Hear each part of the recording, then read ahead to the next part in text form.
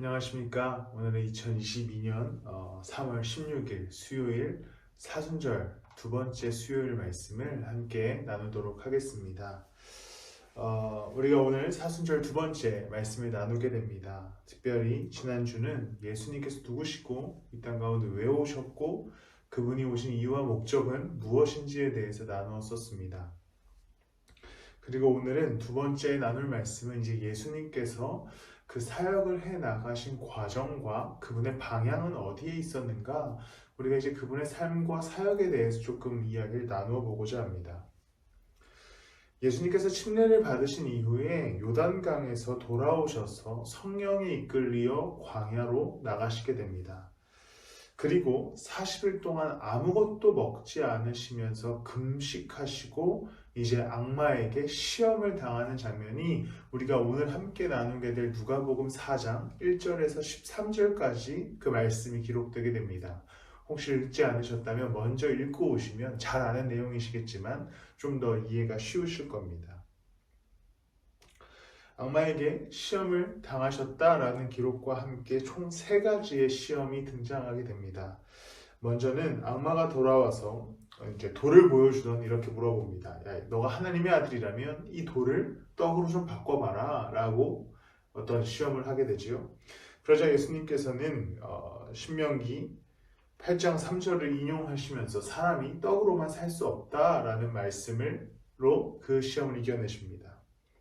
그 두 번째 시험은 5절에 보면 이런 장면이 나옵니다. 악마가 예수님을 찾아와서 모든 세상과 권세와 권력을 보여주면서 이 권세와 권력을 지금 내가 갖고 있다. 너가 만약에 나한테 절을 하면 이 권세와 권력을 너에게 주겠다라는 제안을 하게 됩니다. 그러자 예수님께서 6장 13절을 인용하시면서 신명기 6장 13절을 인용하시면서 주 너의 하나님께 경배하고 그분만을 섬겨라 라는 답으로 이 시험을 또한 이겨내시게 됩니다. 마지막으로 9절에 악마는 예루살렘 성전 꼭대기에 예수님을 데리고 올라가서 이렇게 제안합니다. 너가 하나님의 아들이면 이곳에서 뛰어내려 봐라. 그럼 너가 살지 않겠냐? 하나님의 아들인데 설마 죽겠냐? 라는 그 이야기로 예수님을 세 번째 시험합니다. 그러자 예수님께서는 신명기 6장 16절을 인용하시면서 주 너의 하나님을 시험하지 말라 라고 악마를 뿌리치게 됩니다. 이러면서 이제 악마는 물러나게 되고 예수님의 40일의 금식은 끝이 나게 됩니다. 그런데 오늘 본문에 나오는 이 3번의 시험은 뭔가 다 다른 부류의 시험처럼 느껴집니다. 그런데 이 3가지 시험을 잘 우리가 묵상해 보면 악마에게는 한 가지 목표를 갖고 있었습니다. 바로 예수님의 사역에 있어서 악마는 쉬운 길을 제시하려고 했습니다. 먼저 돌이 많았던 이스라엘에서 특별히 로마의 압제 때문에 늘 배고픔의 문제에 처해 있었던 이스라엘에게 그 예수라는 사람이 나타나서 그 돌을 빵으로 바꾼다고 생각해 보십시오. 엄청난 기적이지 않습니까? 심지어 그 뒤에 오병이어 기적이 일어났을 때만 하더라도 이스라엘 사람들은 예수님을 왕으로 앉히려고 했는데 만약에 거기에 있었던 돌무더기를 예수님이 떡으로 바꾸셨다면 예수님은 너무나 쉽게 그들의 배고픔을 채워줄 그러한 구원자로서 인정받으실 수 있었을 것입니다. 두 번째로 악마가 말한 대로 그 예수님이 세상의 권력과 권세를 쉽게 잡는다면 그 통치자로서의 능력을 얻는다면 사람들이 쉽게 예수님께 순종했을 것이고 예수님을 통치자로 인정했을 것입니다. 마지막으로 이 예수님이 예루살렘 성전 꼭대기에서 뛰어내려서 사는 장면을 예루살렘 사람들에게 보여준다고 생각해 보십시오. 예수님을 신으로 믿지 않는 사람이 있겠습니까? 저래도 누군가가 높은 꼭대기에서 떨어져서 죽지 않고 살아난다면 그 사람을 신으로 인정할 수밖에 없을 것 같습니다. 어마어마한 능력이지 않습니까? 예수님께서 오신 목적은 인류의 구원자가 되시기 위해서, 왕이 되시기 위해서, 또 신이 되시기 위해서, 그들의 하나님 되시기 위해서 이 땅 가운데 오셨습니다. 그 목적을 이루기 위해서 오늘 악마가 제안한 3가지 시험은 너무나 쉬운 길이었습니다. 예수님도 알고 계셨겠지요. 너무나 간단하게 예수님께서 원래 이루고자 하셨던 목적, 당신께서 모든 이들의 구원자가 되어주고 또 왕이 되고 그들의 하나님 되어주시려고 하는 목적을 간단하게 이룰 수 있는 방법을 악마가 나타나서 시험하게 됩니다. 그러나 예수님께서는 이 목적만이 예수님의 목표가 아니었습니다. 예수님께서는 분명히 인류를 구원하시고 그들의 왕 되어주시고 또 그들의 구원자 신이 되어주시기 위해 이 땅 가운데 오신 것은 맞습니다. 그런데 그 목적을 향해 가는 모든 과정, 예수님께서 인간의 몸을 입고 오시고 또 고통스럽게 처절하게 그 인생 속에서 살아가시고 또 십자가를 지시고 십자가 위에서 피를 흘리시는 그 모든 일련의 과정이 포함된 것이 예수 그리스도의 구원의 사역이었습니다. 고통스러운 십자가가 필요했기에 예수님께서는 쉬운 길을 선택하지 않으시고 예수 그리스도께서 하나님께서 명령하신 그 길을 그대로 걸어가게 됩니다. 예수님의 방향성은 결과에 초점을 맞추어 준 사역을 하신 것이 아니라 모든 과정 속에서 하나님의 뜻을 이루기 위해서 한 걸음씩을 걸어서 골고다 언덕을 올라서 십자가에 달리시게 됩니다. 결과가 중요한 것이 아니라 예수님께서는 과정이 중요했습니다.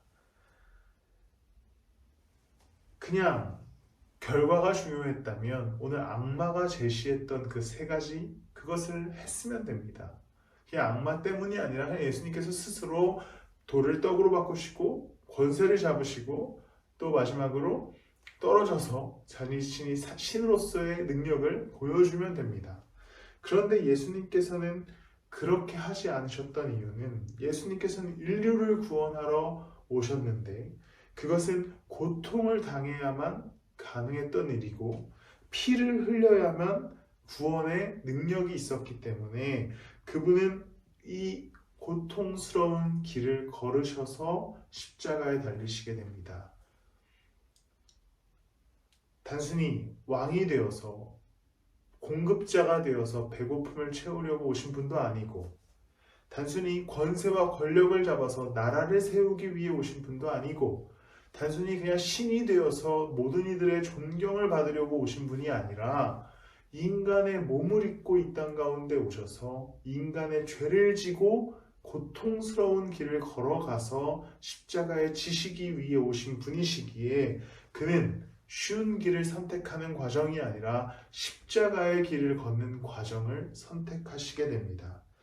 십자가의 길을 꾸역꾸역 인간의 죄를 업고 올라가시면서 인류를 구원하시게 되지요. 그냥 구원자가 되기 위함이 아니라 인류를 구원한 죄에서부터 해방을 주는 구원자가 되시기 위해 예수님의 방향은 모든 십자가의 길의 과정 가운데 있었습니다. 그리스도의 방향성은 과정을 통한 구원이었습니다. 그분의 방향은 하루하루 그분이 인간의 몸을 입고 오셔서 살아간 삶의 결과로 십자가에 달리시게 됩니다. 공생의 사역 전반에 그리고 인간으로서의 삶 전반에 흐르는 그의 하루하루들은 십자가를 향해 걸어간 하루하루들이었습니다. 결코 헛되이 그 하루를 쓰지 않았고 또 십자가의 길에 오르기 위해 하루하루의 삶을 최선을 다해 살아가게 됩니다. 그리고 이제 이 땅 가운데 살아가는 우리들에게 예수님께서는 너희도 너희의 십자가를 지고 나를 따라오라 라고 명령하십니다. 그것은 무엇을 의미하겠습니까? 우리에게도 세상의 어떤 목적과 목표를 이루기 위한 많은 꿈들이 있으실 겁니다. 그런데 그 과정들을 우리는 생략하고 싶어 합니다. 좀 더 나은 방법, 좀 더 편안한 선택을 해서 내 목표와 내 목적을 이루는 데에만 집중합니다. 십자가를 지고 내 인생을 하루하루 걸어가는 것에 초점을 맞추지 못하고 당장 목표를 이루는 것, 목적을 이루는 것에 우리는 시선을 빼앗겨서 과정을 생략합니다. 그러나 우리가 그리스도인이라면 목적과 목표에 내 시선을 두고 방향성을 두는 것이 아니라 예수 그리스도와 같이 십자가를 지고 걸어가는 삶, 그 하루하루에 우리의 방향성을 둘 수 있어야 합니다. 우리의 삶, 어떤 방향성으로 살아가셔야겠습니까? 미래에 대한 목표, 꿈이 있다고 가정해 봅시다. 그런데 우리가 그 목표를 이루기 위해 어떻게 살아가야 하겠습니까? 수단과 방법을 가리지 않고 달려갈 수 있을 겁니다. 그러나 예수 그리스도께서는 수단과 방법을 가리셨고 오직 그분께 주어진 삶, 십자가를 지고 걸어가는 삶을 선택하셨습니다. 그리고 이제 우리에게도 그리스도의 길을 걸어오라 하시기에 우리는 이제 뚜벅뚜벅 세상의 길을 걷는 것이 아니라 그리스도의 길, 십자가의 길을 선택하여 걸어 나갈 수 있어야 됩니다. 그리스도의 뜻을 따라 하루하루의 삶을 살아가는 것이 그리스도인들에게는 매우 중요한 신앙의 태도입니다. 세상의 방법으로 조금 더 빠르게 갈 수 있겠지요. 또 조금 더 유익을 얻을 수도 있겠습니다. 혹은 좀 더 사람들이 보기에 나은 삶을 살아갈 수도 있겠습니다. 그러나 십자가의 길이 아니라면, 그분을 쫓는 길이 아니라면 그 목표가 완성되었다 하더라도 하나님 보시기에 실패한 인생일 것입니다. 그러나 우리는 인간이라 너무나 자주 실패합니다. 십자가의 길을 걷는 것을 두려워하고 쉽게 어떤 즐거움의 문제 혹은 세상의 문제 또 쾌락의 문제에 빠졌을 때 그 방향 감각을 상실하게 됩니다. 그래서 예수님의 길을 걷는 것을 완전히 실패하게 되지요. 그것은 저도 마찬가지고 아마도 예수님을 따라가는 여러분들 모두가 그러실 겁니다. 그래서 우린 때론 너무나 괴롭기도 하고 또 절망하기도 합니다. 그러나 언제든지 돌아와 예수 그리스도의 길로 걸어갈 수 있어야 합니다. 목표를 이루는 삶이 아닌 그리스도와 함께 목표를 향해 달려가는 삶이 더 아름다운 인생일 것입니다. 때로는 그리스도의 길을 걷다 보면 내가 생각했던 목표가 수정되고 또 내가 원하던 삶의 방향과 다른 곳으로 향하고 또 내가 원치 않는 것들을 삶에서 이루어 나갈 수도 있습니다. 완전히 달라진 상황 속에서 내가 있을지도 모르겠습니다. 그러나 예수 그리스도와 함께 걸어간 길이라면 그곳이 가장 완전하고 완벽한 길이기에 그리스도와 함께 그 길에서 머물러 계시기를 소망합니다. 넘어지셨다면 일어나십시오. 또 누군가를 넘어뜨리셨다면 함께 일어나십시오. 그래서 다시 그리스도의 길을 걸어가시기를 소망하고 축복합니다. 사순절입니다. 말씀을 묵상해 나가고 있습니다. 우리의 흐트러진 삶을 조금 정리하는 시간이 됐으면 좋겠습니다.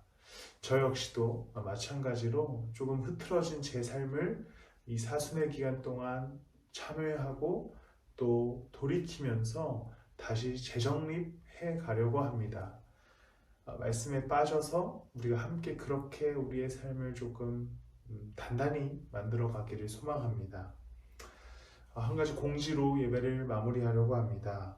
돌아오는 주 3월 20일과 그 다음 주 3월 27일 두 주간에 걸쳐서 우리는 주일 예배를 드리게 될 텐데 공식적으로 오프라인에서 만나지 않고 온라인으로만 만나도록 하겠습니다.